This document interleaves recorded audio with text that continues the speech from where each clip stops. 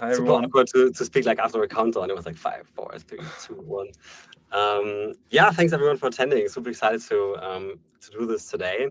The reason being is kind of that we got so many questions like after the Series A that we thought, hey, let's take a moment and try and answer whatever we can. I think the most sense it would make if we start with like a brief intro to us and like who we are and where we're from, etc. So maybe we do like a very short one of intros, Daniel, Malte, and then I'll also ask like some follow-up questions to find out some spicy takes on your backgrounds. So maybe Daniel, we start with you. Who are you? Where are you from? What do you do? Yes, awesome. Thank you. So, hi everyone. I'm Daniel, born and raised in Berlin. I'm 27 years old, and I was once a law student that didn't want to become a lawyer, and therefore already had a lot of side hustles going on next to uni. And then after uni, I landed in a tax advisory for about 3 months, and then I pretty much immediately quit to start my first business called Rechte Plus, where we turned layoffs into payoffs. So we have people that got laid off get a severance payment by financing their lawyers, and then pretty much keeping a share of the severance if it worked. It wasn't a real VC case. It was a very volatile business. So after a year, we decided we failed, and then I got into Antler, where I met Marius and Toby, and this is pretty much how it all came together. Nice. Can you tell me a bit about the side hustles that you did? I had a food truck and I sold ramen noodles. That was pretty much the first side hustle between school and university. When we were like 17, 18, we bought an electronic food truck off of Alibaba, actually. It was off Alibaba because we were looking for like food trucks, and they were all like 35, 40K, and we're like, damn, that's way too expensive. So we found those trikes on Alibaba, and we ordered one for like $4,800, and it came in like in a 3 meter by 3 meter by 3 meter box, and we had to pay like €3,000 once it arrived. But yeah, it never really drove also, so it was a bit less of a truck, but great story. Why was it ramen? Just out of like because you liked ramen, or was there like any deeper like business reason behind this? No deep business You reason. just like ramen. Just you were like yeah, doing ramen. we were like a troop of boys that were just very much into good noodle soup. Nice, that's reason enough. Yeah. Okay, cool. Malte, who are you? Yeah, I'm Malte. I was always a bit of a nerd, so at some point built a message board when I was a kid, like teenager, to talk to my friends. And at some point, people started signing up there whom I hadn't told the domain. So I was like, how did you find us? Turns out they find us via Google. And yeah, then from there, I learned you can do stuff on your website to attract visitors. I invented a tax ID and lied about my birthday to start my first business. And then studied computer science, co-founded an SEO agency, had one of the 40 largest blogs in Germany for a while, before blogs became mainstream. Spent some time in management consulting, so learned how to make PowerPoint slides that you can read on a BlackBerry when you sit at the backseat of a car, because that was an actual use case. Then spent 5 years at Searchmetrics building SEO software, 5 years at Idealo doing really, really large scale SEO, and then I ended up here. Nice. We got a question on where's our friend Toby. Toby's unfortunately on holiday, much deserved. I think we all haven't really taken a break for like the last year, and Toby now is chilling in the Seychelles Islands, if that's correct in English. So I think much deserved. Malte, like I think we just got your SEO origin story. Can you tell us a bit about like your Google review habits? I'm a I lost my account at some point and I restarted again. Right now I'm a level 8 Google local guide. So I just know what that means. What's level 8 local guide? Let me check my phone. I hope it doesn't disconnect my microphone from my computer. I wrote like 900 reviews, uploaded 3,000 pictures, 100 videos. Like I just like to leave good or negative feedback when I eat somewhere. So what's the distribution? Like, how many 1-star reviews are there? I mean, in Germany, you don't need to give 1-star reviews because they are deleted. There are so many companies that offer this as a service. Oh, we also did this at my Funny old enough, company. Daniel did this one. Yeah, Daniel did this one. Shady. Shady business, yeah. Yeah, no, I think I give 5 stars very often when I'm happy, but I haven't looked at the total distribution. You already Okay. reviewed Peec AI? Maybe. I get like one notification every week. Malte Landwehr has left a review, and I'm like, hasn't he done this already? And then it's a new account. Okay.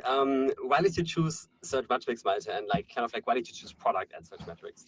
I mean, search metrics was a bit of a random thing. Like at some point, the founder had written on LinkedIn, like if I ever wanted to work for him, I would work. I could find a job there, and then I got fed up in management consulting. It wasn't my thing, so I wrote him a message, flew to Berlin, had an interview, got started there. I didn't choose product. Product chose me. I actually started in marketing. Started building out the product marketing function. And then more by accident, I became the product owner for some very technical legacy feature that none of the actual product managers wanted to manage. And then it just happened that I had to take over more and more product responsibility over time. Nice, very cool. Same as here. I also started as CMO, and you gave me like 2 weeks until you gave me the product. Yeah. That's right. For everyone in the chat, so essentially how it worked is Malte joined as CMO. And then I got like so distracted with like fundraising and stuff that I was like, hey Malte, like we really need someone to do product. Can you do product? And then Malte was like, yeah, cool, I'll do it. And since then it's been the split, and Malte does everything product and also marketing. I see like a ton of questions on like kind of the early days. How did we get started on the idea? Like how did the Antler days look like? One second quickly. Off to you, Marius, maybe first. Oh, yeah, sure, of course. So my name is Marius. I'm also one of the founders of Peec AI. I have a background in esports, so I was actually very sick as a child, couldn't really go to school, and I needed something to distract myself, so I played video games all day. Started with World of Warcraft and then Dota 1, and then got really good into World of Warcraft, and then started playing League of Legends. Was horrible at the start, and then decided to take it very serious, and then became top 100 and play tournaments, streamed on Twitch, everything you would imagine from like an esports player. And then at some point, kind of like had a surgery, could live like a more normal life again, and then decided, I was like 17 at the time, decided to like redo my school degrees. I had originally only done Hauptschulabschluss. If someone is German, you guys know what that means. So I had to like redo everything by myself. And then started in software development and built software for like startups and scale-ups, which was fun. But I always was more curious about the business side. So I kind of like did an economics degree, spent some time at a venture capital fund, and then spent 2 years doing M&A and helping, family offices and corporates buy and sell startups and scale-ups, and then also invest as limited partners into venture capital funds across Europe, which was really fun work and actually pretty interesting. But also I really wanted to start a business all my life. So since I was like 17, 18, and then at some point like last year in September, I was like, hey, now is the right time. I feel ready. I feel like I've learned enough, and I'm kind of like hitting the limits of my learning ability here at my work. So left at that point. Nice. Having worked in VC, how does that help with fundraising? I feel like it helps a bit in framing the case towards what people look for. I mean, VCs inherently, especially early stage VCs, are crazy pattern matching people. Like they believe in some pattern that they see, and then they look for that in their investment cases that they evaluate. And I think understanding kind of like how big does the market opportunity need to be, how do you present it in a way where that gets across, and what are the like returns that they need to really make the case work is important. I don't think you need a background in VC if you want to fundraise. I think it helps a little bit for sure. Do you need a background in esports? No, definitely not. But I think if you ever decide that you want to become really good at anything, I think a lot of these skills are quite transferable, right? Really being super low ego, really looking at all your mistakes, trying to study what the best people do in the space, and really also dealing with a lot of failures. Like if you're like a League of Legends professional, in solo queue, it's the same as tennis. Like you actually lose 45% of all the games you play. So it's like almost 50-50, right? So you have days where you just lose every day. You just like you play 10 games, you lose every single game. And I think dealing with that is very similar to being a founder, where you go through really big highs, but also really low lows all the time. So I think it definitely helps in that way. Nice. Cool. Okay, should we take some questions here or? Okay, a lot of these are actually pretty late stage questions. I'd love to learn what those very, very early days were like. How did you ideate on the specific idea, and what were the ideas that you discarded? I can maybe take this one. So I actually came into Antler with a very different idea. I wanted to do something in fintech, and it was based off like a regulatory change that was going to happen in the government. And then Olaf Scholz kind of stepped in front of the camera and was like, hey, the government is disbanding. And I was already like pretty deep into this idea, and you are the experts, I like knew what to do, etc. And then the idea was kind of dead. And then Daniel and me paired up at Antler, and we ideated through like a lot of stuff. Eventually found this one. Maybe Daniel, you want to give some context on the things we looked at? Yes, we like Antler, I think it's in total about like 2.5 months, and we pretty much spent 80% of the time looking at ideas that just weren't that great. So we looked a lot at the compliance space, which is something I wouldn't really recommend if you aren't like a 40-year-old lawyer. Then we also looked at some consumer topics. So we actually went to the supermarket, looked at like the boring categories on the shelves, etc., etc. We also looked at regulatory monitoring, so a lot of different stuff until we finally realized, okay, it has to be something that has to do with AI, where you can pretty much, profit off the great AI wave that is taking place right now. So yeah. Yeah, I think in general, like what we learned very much is that, if you want to build companies that can have fast growth rates, you really want to be on the edge of what's happening in technology, right? Like you want to see what's changing, and then a lot of the things that are currently changing are with technology. I think you can also do something on what's changing in consumer behavior. I think what's interesting in our case is we're working with something that's on both ends, right? So something very distinct is happening in, how people search and how that impacts businesses in their way of like showing up in these processes. And a lot of the things we looked at are actually, funny enough, now businesses that are actually not going that poorly. I know that Daniel looked at like this RegTech monitoring thing. They made a pretty big case out of this in UK. Like they raised bigger rounds. Then we also looked at like legal AI. I mean, Libra just sold for like 100 million. And we had very similar timing on it, I think. So it could have also worked. So I think some of the things we looked at were actually not bad ideas. It's more like we couldn't really find the angle where we thought we actually found something that people really, really need. I think that's like my learning. Question for Daniel: why did you drop on Steuerberatung? So tax advisory. Why didn't you want to do tax advisory? So I was working at a tax law firm that advised a lot of entrepreneurs, and we were always at the table, and we had this like person come in, they just exited the company, and now they were thinking about, okay, what can I do in order to invest, and I kind of want to restructure my finances, etc., etc. And I heard all of those cool stories pretty much on a day-to-day basis, and at some point I really was like, damn, I'm kind of sitting on the wrong side of the table, advising all those people with those great stories. So yeah, pretty much decided, hey, this is not what I want to continue doing. I really, really want to be on the other side. Makes sense. Malte, I think this question for you. With Google winning the AI race, can you explain why GEO is important? And maybe first of all, you explain what GEO actually is and what we do. Yeah, and maybe also start with the Google winning the AI race. So I think Google just had some very good announcements around Gemini and their imaging model, but it doesn't mean that they are now winning, right? We've had these moments before where we thought it's Kimi or it's DeepSeek, and the reality is it's still out there who will win. Google is definitely one of the most best positioned players.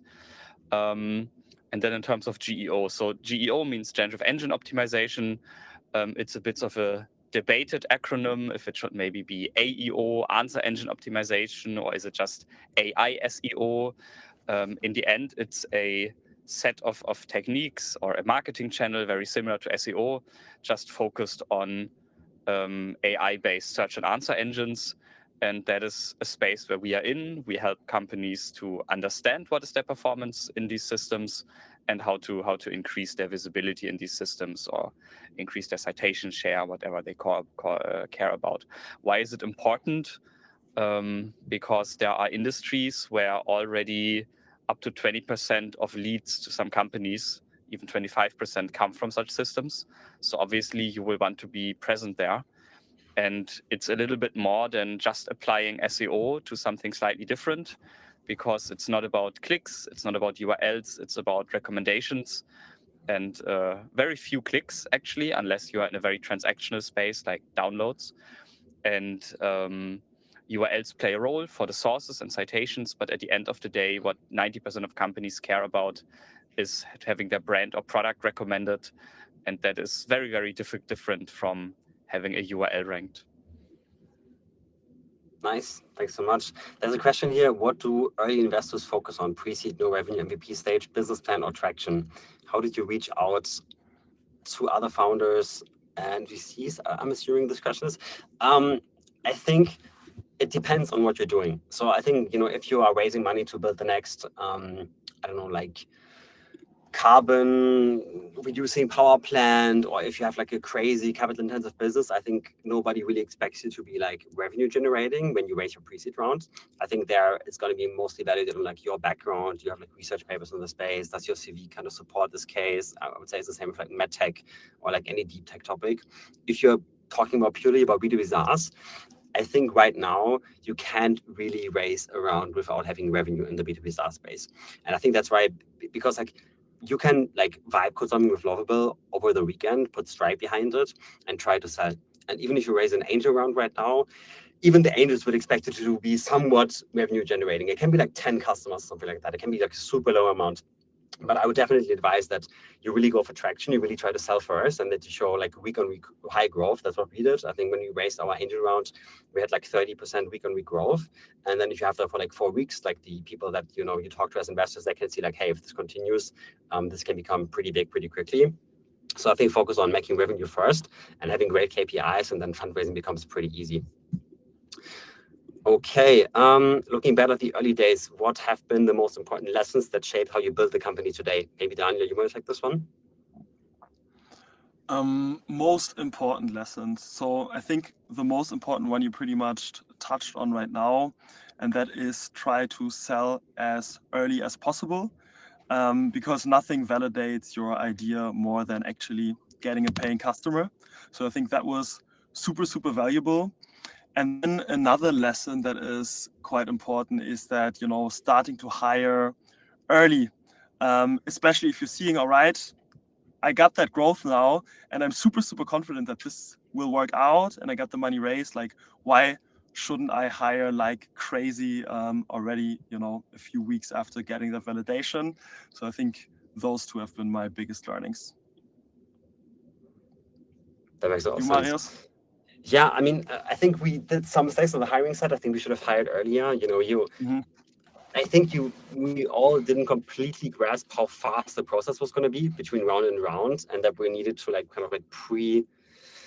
think about like the hiring plan for the next 6 months already today. You know what I mean? And we didn't really do that enough at the pre-seed and seed stage. I think it hurt us a little bit. So it's a mistake I hope I wouldn't do again. But for sure. And I think being super close to the customer is very, very important. Yeah. Okay, maybe we take this question here. How did you find your first customers, and how did the customer acquisition change over time?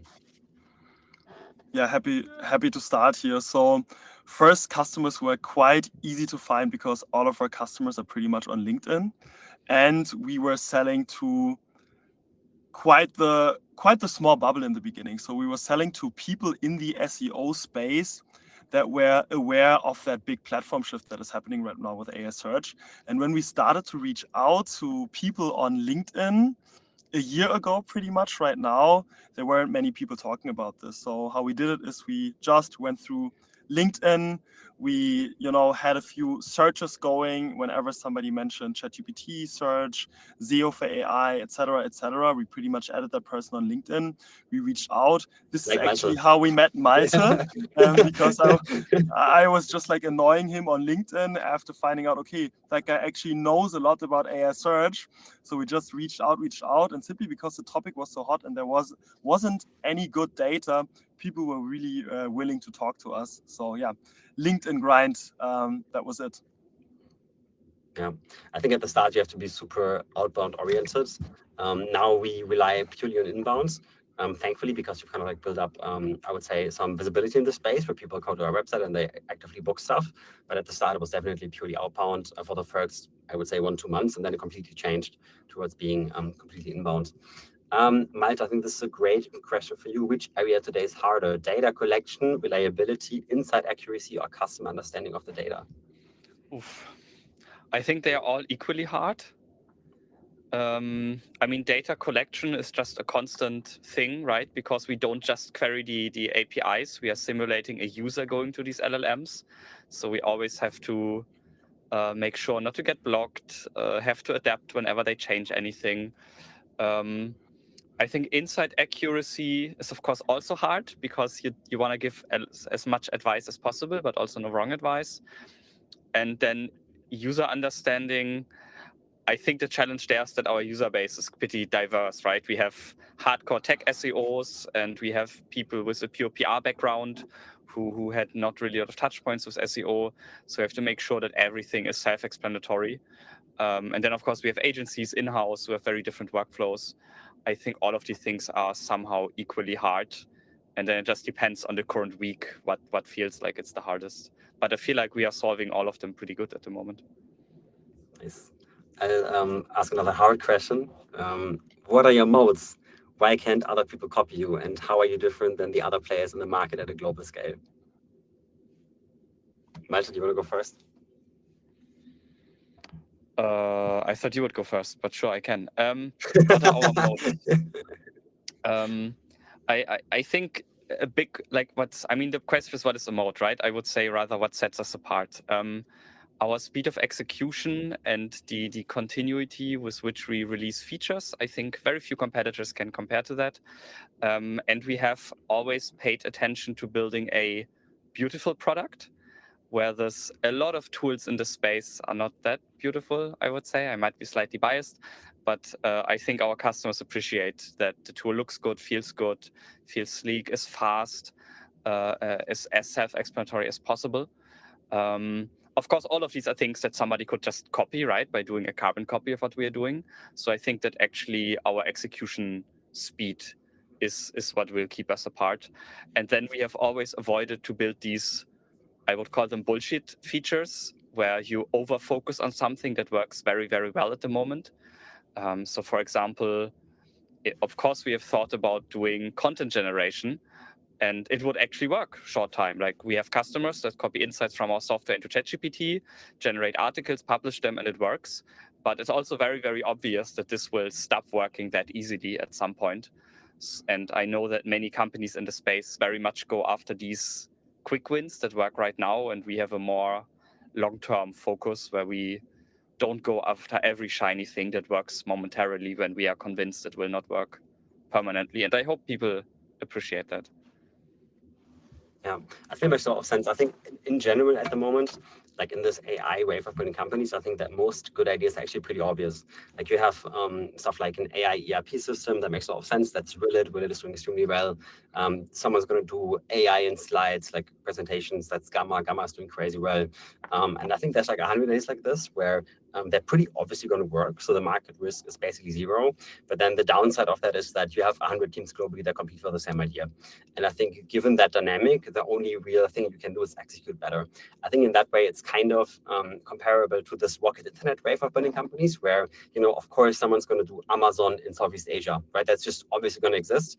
So the question is who's going to do that move, right? So who can execute that? Who's going to do Zalando in Brazil, right? And rocket internet, I think, became masters in kind of like executing these playbooks. And I think now it's very similar where, you just have to basically execute a playbook very well. And, you have to have good timing and you have to be able to go very, very fast. How do you balance speed of product iterations with the need for clarity and consistency in go-to-market messaging? Malte, do you want to take this one? Sure. How do we balance that? I think by not really thinking about it and just focusing what is the shortest next iteration of user value we can ship, and then explaining that as easily as possible. I think we are shipping so fast that we don't really slow down to deeply think about these things, as long as there's a clear, obvious user value we can deliver. So that's how I would say we deal with this in our current situation. Yeah. Daniel, how do you identify bullshit features? That is a good one. I think Malte, you just mentioned like the build, the bells and whistle shiny type of features, and I think you just have to be like very, very clear in what you actually want your users to be able to achieve with your product. And in the beginning, that was just like understanding their visibility in different LLMs in a very comprehensive and straightforward way. And everything that doesn't really serves that purpose is kind of like a BS feature, in my opinion, even though it might look great. And when it's then about optimizing visibility, obviously there are a few things that are proven to work, and then there are a lot of things where people think they might be working, and where there's a lot of chit chat on LinkedIn.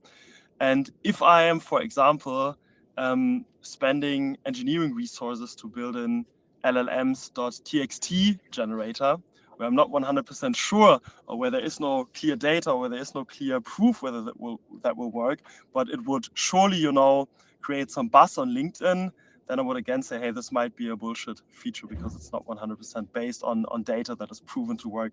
And there are like a few of those in our industry right now. And I think since we talked about mode before, I think, if we're talking about like trust and brand, this can also be a mode, especially if you are in a space where you're selling data. This is essentially what we're doing, where trust is something super important. So yeah, that regarding this. Nice. I think we can answer a couple questions here. So one question here was, what is the most actionable step a junior developer can take to start contributing to, or even be hired by a product-focused company like Peec AI?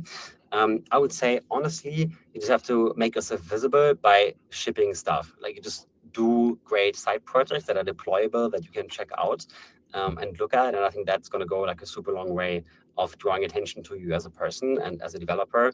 If you can just show people what you've built and have that live on the web, it sounds super basic, but like you would be surprised of how few people actually have something like that. I think you can get somewhere very fast. Here the question is expanding into the US something you've already planned or you're considering? So we definitely go. I think if you want to build a globally relevant business, I think it's very hard to do it with zero US local presence. So we will definitely also have to go to the US at some point. That point is probably in Q2 next year, where we'll like hire some go-to-market staff in the US, so probably sales and marketing. And I think that's going to be great, to have people that are more used to selling in that environment, can attend conferences and be like in the same time zone as some of our customers. Great. Maybe we go why. Which tools in the GEO space are evolving and how are you guys shaping that? Who are the competitors? Who are my competitors in Europe or US? Malte, do you want to take this one? Who are our competitors? The biggest competitor is do nothing. So companies simply not working on the space. And then I guess Profound is the largest competitor, but they are more focused on the enterprise segment. So they have more revenue than we do, but we have a lot more customers than they do. And then it's a mixture of a lot of small tools. I mean, I once had a Google Sheet with, I think, 160. Half of those are vibe coded. About 10 to 20 have received some form of funding. I think Y Combinator had like 4 or 5. But honestly, it's just a large group of tools. And one week, some of them get more attention. Another week, others get more attention. And then, of course, there are established SEO tools that are trying to move into the space. But most of them are, I think, struggling with the shift from keywords to prompts and from URLs to brand mentions. And luckily for us, apply a lot of, I believe, outdated concepts and ideas. So that is the space. That's a question on like when building your current solution, how many times have you pivoted? So I think we actually have a very uncommon like founding journey in that way, where the product that we initially thought of is actually exactly the product we had built, and we kind of found product market fit like right away. So there was like really no time where we didn't feel like we had product market fit. I would say the product, of course, evolved more and more, and it was like super shit in February compared to where it is now. So that of course evolved, but the core functionality was pretty much the same. And I think it's because the product is fairly obvious in terms of like what the outcomes should be for brands that buy it. So they want to know how they're performing and what they can do next. And as long as you can deliver those two things, you kind of have product market fit in our space. And so in that way, I think it's very uncommon. But I think it's also in the same way, again, pretty close to how other things in the AI wave currently go, where you have product market fit almost right away. Same with like Cursor or any of these other platforms. But then you'll have other challenges like retention or being able to keep up the pace, I would say. Daniel, how did you achieve this crazy growth curve? Yes, nice question. I think I always say it was a mixture of, having good timing and being early in the market, and then just, relentlessly executing. I think once you are in that moment where you see, all right, I'm getting demo after demo after demo after demo, then you can also make the assumption, all right, my competitors are already getting demo after demo after demo. And now the question is pretty much who will keep their calendar open the longest, and who will, do the most demos within the day and close the most deals the fastest. And I think that was a big factor. So yeah, the execution part, and then also obviously prioritizing right, focusing on the biggest opportunity quite early on, learning, for example, that agencies are a great user group to focus on, simply because, they can serve as great lever when it comes to growth. So yeah, those were pretty much the things. Then obviously over time, this will evolve into like different and more sophisticated plays, but especially in the beginning, it's a lot about execution. What does that mean in like what does that actually mean if you say we work all the time? Like how much did you actually work from like January to August, let's say? Too much, I would say. We really worked long hours. Like I think unhealthy amounts, especially Leon Boganski, our first sales hire, and we pretty much were in the office every day from like 9-10 to 2 a.m. And we just did this like for 6, 7, 8 months. So quite the high intensity. But also, to be fair, if it's going well, it's not that hard, right? If you're like, you're simply like, you're sitting on a chair, right? It's a nice cozy office and it's going well and the money is coming in. So I would say, please judge me on that, once things get a bit tougher in the future, because this is in the end, where you can see whether someone is actually like hardworking and whether someone is actually, in it. But yeah, so far it was also a lot of fun, but obviously also, sometimes a bit draining, but 100% worth it. Yeah. Also to give some context, I think in general, since like December last year, we all worked so much that, I think we are hitting the point of that marginally it's not that effective anymore, right? So I think in software development, you can't really productively work until like midnight every day. You have like maybe like 1-2 weeks where that works and it doesn't work anymore. And Jas was asking if people are really doing product demos at 2 p.m. in the night, 2 a.m. You probably mean yes, because unfortunately a lot of our customers in the US. So sometimes we had demos at like 11 or midnight or something, and then you would still do like the follow-ups and stuff and write messages and write emails. So unfortunately, it did stretch that long at times. And I think now we're also moving towards a slightly healthier working schedule where it's not going to be 9 a.m. to midnight anymore, which I think is also very much required as the company scales and Yes. Go forward. Daniel, there was a question on the AE hiring. Like, which person are you looking for next? If you could like choose the perfect next AE. Also good question. So I think we pretty much went like 0 to 1, which obviously was a super great experience. And now, the next big thing would be reaching like 25 million ARR, reaching like 100 million ARR at some point. And for that, obviously, you would want the right team. So what I now learned that is super, super valuable in an AE is a person that pretty much has seen the step and pretty much has, performed in such an environment on a very, very, very high level. Those type of people are quite rare because there are not a lot of those great growth stories. But if you want to become such a growth story, you really want people that have already seen it, because it will save you a ton of time when scaling and when executing, to just have those people with that type of scar tissue. So this is pretty much who we're looking for. Then sometimes those people, they are part of the growth story. They go to some kind of corporate, they go to some kind of enterprise, they are super bored and they want to do it again. And this pretty much is the right timing to snatch them away. Nice. Malte, if you think about product, what are the top 3 skills like a product hire should have for you?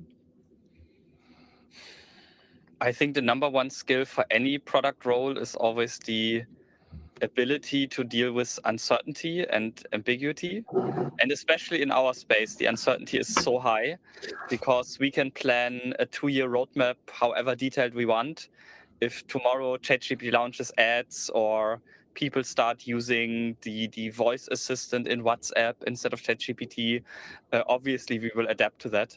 So I think that's the number one skill. Then I think you need to be genuinely interested in the space. Like if you really just don't care about Gen AI and chatbots and having this magical new user interface that answers your questions, I think you will not strive. And then I actually don't know what is the number one or the number 3 thing I would add behind that. There are many qualities that good product people have, like bringing structure from unclarity, storytelling to different audiences, being very precise. There's unfortunately, product always has a lot of things that if you lack them, it will not be a pleasant experience. That makes a lot of sense. I think for me, I can speak about the roles that I'm like the hiring manager for, like people finance, founders associates, marketing designer, etc. I think at least for like the founders associate role specifically, I also look for people that are really that really want to understand things. A lot of people that work in the VC world, I would say, are not actually super interested in really understanding the topics. Like they don't really know what how a fund works, what the metrics are that they actually have to perform on as a fund. Some people are like very interested in AI, but then if you ask them what's like the latest valuation of OpenAI and how would that compare to like the latest valuation of Anthropic, which one is maybe under or overpriced, then they can't even name like the latest valuations or like how much money they're making at the moment. And I think I especially want people that are like super tapped into the ecosystem, that watch, every episode of TBPN, that reads every AI newsletter, that are super interested in what's actually going on. And I feel like Germany as a country is kind of failing in that regard a little bit, where people don't feel super tapped into what's going on globally with AI. And I think that's really unfortunate, because I think it also leads to people building the wrong things at times, that are either already like way overdone or just won't work essentially. Okay, what roles do we have open? I think that's also something we can talk about. I think we have like roughly like 30 roles open, and it's everything from people to finance to founders associate, marketing, growth generalist, and then a ton of stuff on engineering, like SREs, SDMs, everything from front end, back end to full stack. So if you are good in anything that could be interesting for our business, we probably have a spot for you. And please take a look at the careers page. Okay, Daniel, what does your ideal corporate client look like? Our ideal corporate client. If this could help other companies see if they're a good fit, make the product easier to sell. So if we're talking about like larger corporations, I would definitely say chill procurement process. Not too complicated of a process.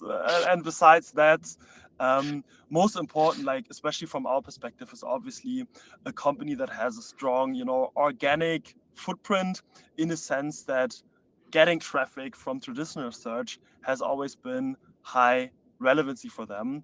And if we're talking about our space in particular, we're talking about software companies, but we're also talking about companies in travel.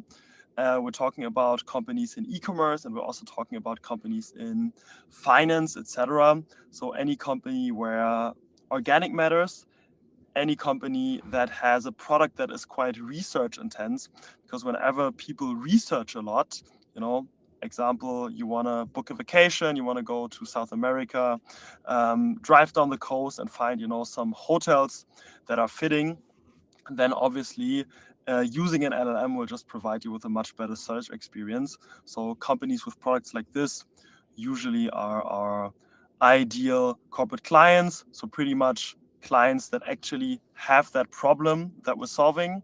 And this pretty much makes it an easy sell, because usually then they have that urgency that you're looking for when trying to sell to a larger company. Nice. There's a question here on, generally it's said that the best place to build a tech company is SF Bay Area. Why do you guys stick to Germany? What are the positives and negatives of staying in Europe? I think this is a fantastic question. Good one. I'm happy to elaborate a bit. So I think it's better to be in SF. However, and I really want to also emphasize, there are also extreme downsides of staying in San Francisco. Let's say you raise like a classical 4 on 40, meaning 4 million investment or like a 40 million valuation from YC. With $4 million in San Francisco, you actually cannot do that much. It's a lot of money, but like good developers in San Francisco also cost you 250K, and everything is crazy expensive there. It's also very, very hard to generate attention if you're in San Francisco, because you have so much competition for the best talent and also for attention in San Francisco that is very hard. So I would say the positives about staying in Europe and Germany specifically, it's much easier to stand out. There aren't actually so many companies building globally relevant things here. Like even at the seed Series 8 stage, there's maybe like 5 interesting companies that do something in AI globally. So if we speak to talent that wants to do something in AI that's relevant in the world, then we actually don't have that much competition. Everything is also much cheaper, right? So if you look at salaries, meanwhile, if we would now hire in New York or SF, I think it would be 250K to get the same engineering talent as we get here for a much lower price, of course, even though we pay pretty high salaries. And overall, I would say it's still much cheaper here to build companies than it is in San Francisco. Malte, Daniel, did I leave anything out? Any comments from your side? Okay. Here's a fantastic question. I would have expected Malte to be a co-founder. What is the secret sauce to keep people beyond the vesting period? So Malte, I think Malte wouldn't have joined at that stage. I think his risk appetite wouldn't have accommodated, but please correct me if I'm wrong, Malte. Yeah, I mean, you had to raise the round to afford my Yeah. salary. That's right. No, maybe the background on that one. Like I was an advisor since the beginning because I really liked the topic, and the team of founders convinced me after I talked to a couple of different teams that we're building. And then my wife and I were on vacation in South Korea, and I set myself this challenge, like, let's not use Google for 2 weeks. And I did it. And I was shocked, like, if I can survive for 2 weeks without Google and my user experience is better, it means that this change is bigger and it's going to be quicker than I thought. So we landed in Germany on Friday. I think also Friday evening, Marius, you and I exchanged WhatsApp messages because I was in the process of helping you to hire someone. And then we were like, why not me? I came to the office on Saturday to negotiate terms, slept over it, signed on Sunday, resigned at Idealo on Monday, and pushed for like a very, very quick exit date because I was so excited about the idea. Yeah. I actually have a funny anecdote to share from that text exchange, because I remember that I said, hey Malte, why didn't you honestly, you work in this corporate job, it has to be not that fun, why didn't you just quit your job and do this with us together? And then Malte said, I know I'm not loving it anymore, but like my wife and I, we travel a lot. It's pretty chill. Like I'm getting paid a very high salary. Like I don't think I would do so much work now for like much lower salary. And then I was like, okay, fine. I completely get it, man. Like no worries. And then like 30 minutes later, he goes, never mind, I'm doing it. Never mind, I'm doing it. I was like, what? And we hadn't even like actually discussed salary that much. And he was like, yeah, sure. I was like, okay, cool. I love the spirit. So I was actually super excited. Yeah, okay, cool. There's one question on like, do we offer remote opportunities? I think maybe Daniel, you take this one. So I can speak for the sales and commercial side, that's for sure. So for the sales team and for all the commercial roles, we want to be in office pretty much every day. I think it's super essential, especially in the early days of a company, because you want to build a culture, you want to build something solid that also lasts.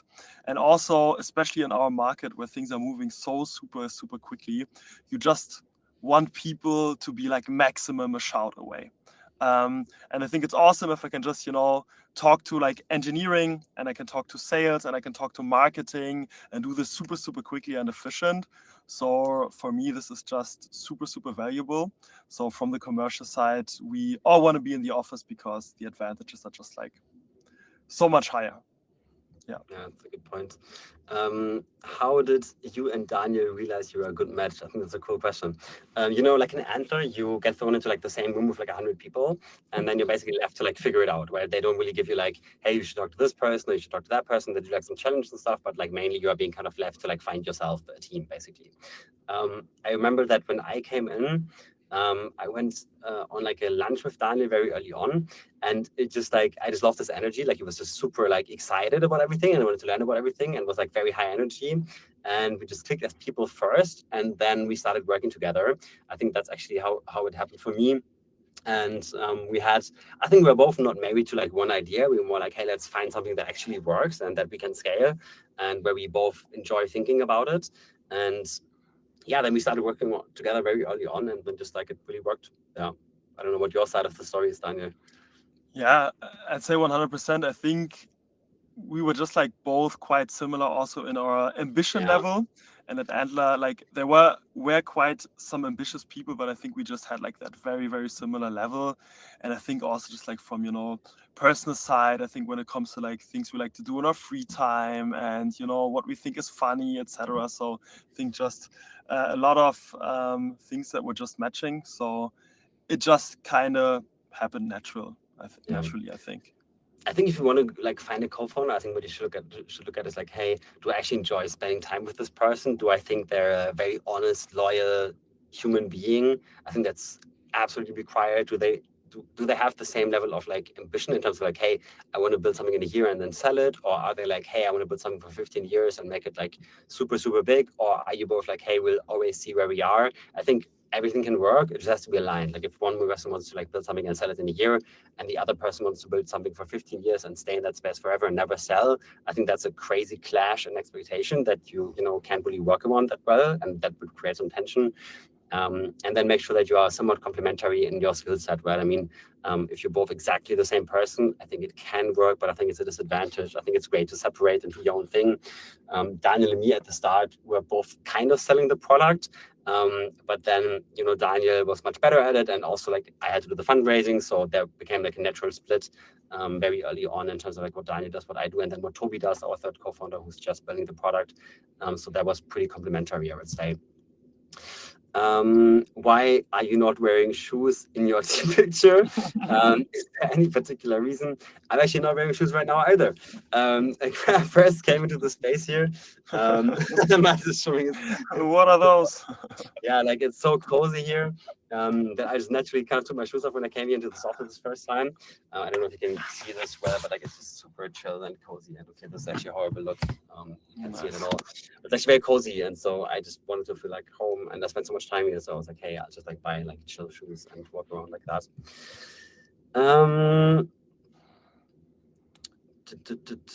Okay, there's a cool question here.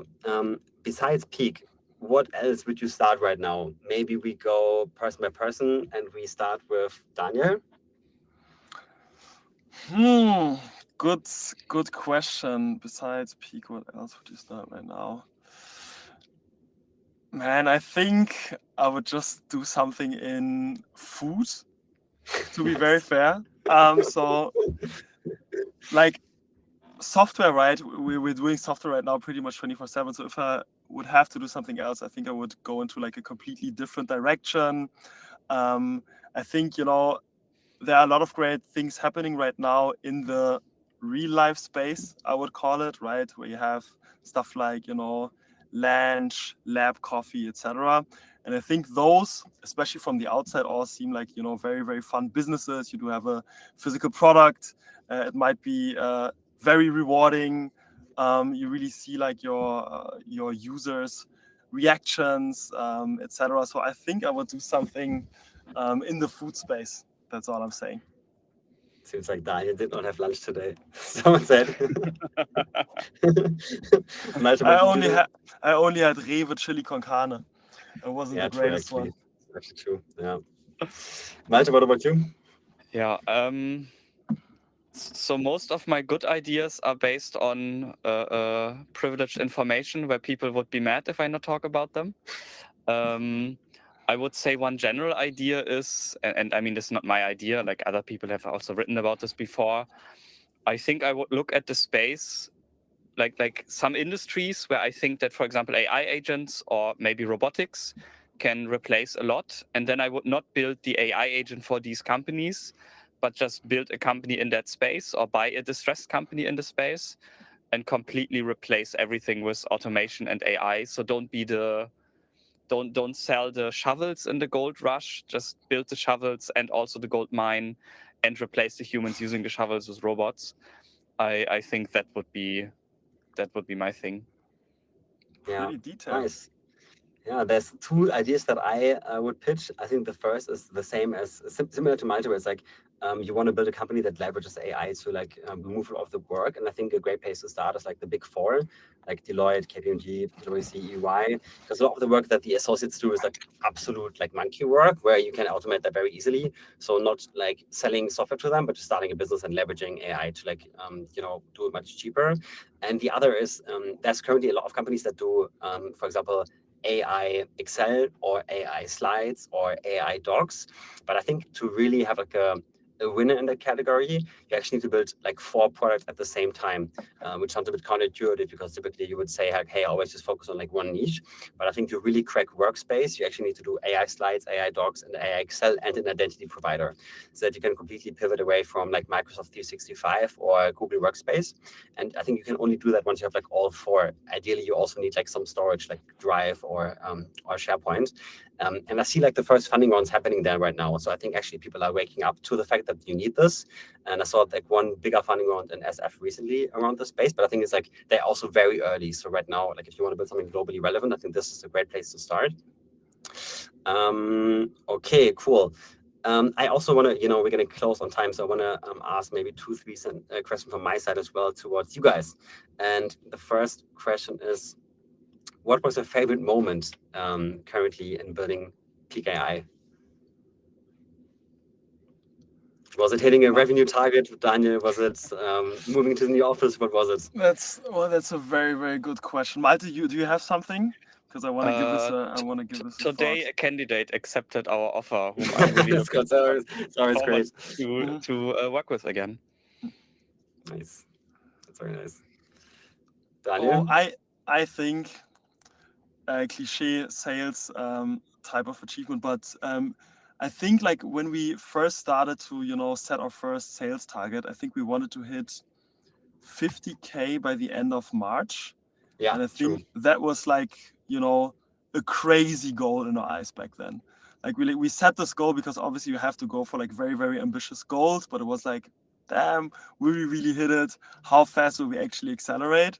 And then at some point we actually realized, okay, we will actually crush this goal and pretty much achieve almost double that by the end of March. So the moment we really realized that was pretty much one of our favorite moments. So that was like the revenue side. And then I also just like really enjoyed, incorporation of the company, being at the notary for the first time, pretty much the story where we came in super broke, incorporating the company. That was also very fun. So the early days are always most fun.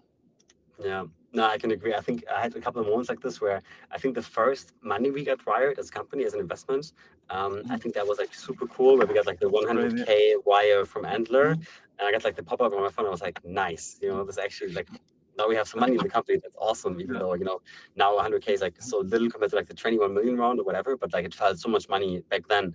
And it is a lot of money, you know, it's a lot of money. You can do a lot with like 100K. So, but somehow like during this process of like being a founder and like doing like all this fundraising, you kind of disconnect more and more to like the monetary value of things. It's actually kind of a weird process where now that we got like the millions of wires like from the last round, it didn't even feel as impactful to me, which is really, really weird because like it's obviously like way more money, but somehow I lost a bit of the perspective about it, which I also hope to gain back. I mean, it's a large amount of money that we're super blessed to have, right? So it's a very, very nice opportunity that we've been given. And then, of course, moving to the new office. I mean, that was for me like one of the most amazing. That was nice. Yeah. We can now afford our own space. Like it's beautiful. Everybody's going to feel super like at home here, and it's going to be like a nice environment for everyone to work in. So I think that was for me also very big. I also have another one that just came to mind. Okay. So our first sale was a crazy moment because the first customer was actually Zepi from Glide. So big shout out to him. Still a and customer. This was pretty much like we were pretty much talking to Europeans before, and the sales process with Europeans was super tedious. So like demo, follow-up call, another follow-up call. Hey, may I please get your credit card? And then with like Zepi, so other side of the ocean, I for the first time realized how different it is to sell to Americans, because Americans are actually willing to pay money for something even during the demo. So that was super crazy. Even so if the product like horrible. Like, yeah, I was is so demoing, bad. and he was like, "Yeah, let me pay." I was like, "What the hell?" He was like, "Yeah, I got my credit card right here, so send me the Stripe link." And I like, it was so crazy. It was unbelievable to me that someone would be willing and we didn't to even have money during the demo. We didn't even have a Stripe link. I think you typed it in manually into Stripe. Yeah, I had to type it in. Super crazy. But yeah, Americans are the best. I love Americans. Honestly, I love selling to Americans. It's the best thing. Yeah. Like, they're so like upside oriented. They're like, okay, like I can see what I can do with the product. Like I can drive like ROI in my business. They're awesome, you know. And like and Germans are always like, oh, like what can go wrong? You know, always like thinking about the downside.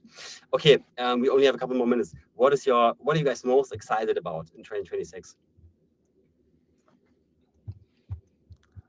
Malte? 100 million ARR. Setting the goal very high there. No, I think I can start. For me, I think it's a team. Like, I mean, now we have like so many resources to hire like amazing people. So I'm super happy to see how the team comes together. Like all the great people that are now joining are already like super exciting for me. And now, you know, growing this even more in terms of the people that work here, I think I'm most excited about. You can't say the same. Like it is the same. You have to say something different. It's like for me, new kinds of challenges. Like I now realize more and more that what we did so far was a completely different thing, and if you compare it to what we actually need to do in order to achieve those, 100 million in ARR. So I'm very excited for the challenge. I know it will be difficult, which makes me even more hyped. So yeah, this is, I think, what I'm most excited about. And then obviously also like the hiring, building the team, building the culture. Super cool to look at like that picture right now where you can actually see, all right, we are kind of a company right now. We do have some people on that picture, and just, expanding on this. Super glad and thankful for that opportunity. Nice. What about you, Malte? So I shouldn't go with the 100 million AR. No, I think just seeing the team grow, building together, that's what I'm excited for. There are a lot of things on my shadow roadmap for next year that I hope will find their way into the product, and that's what I'm most excited about. Nice. Very good answers. I was reminded by our amazing Victoria that we have a Black Friday sale running, and that I should talk about it, so she can press the button and show this like great pop-up that she has prepared. So I'm doing exactly that. There we go, Victoria. Thank you so much. So it's 30% off on a yearly plan. If you sign today, sign up Peec AI, try out the product. Thank you so much. Good offer. Guys, good offer. It's a great offer. It's a great offer. 30% off to dominate AI search in 2026. That's a great offer. So guys, really appreciate you all joining in today. I think it's crazy that 150 people are still here listening to us talk. So this was super fun. Thank you guys so much. If you have any questions, like always, try to reach us on LinkedIn or whatever. Like we'll be happy to answer anything. Thank you guys so much. Enjoy the rest of your day. I hope you have a lovely week. Bye-bye.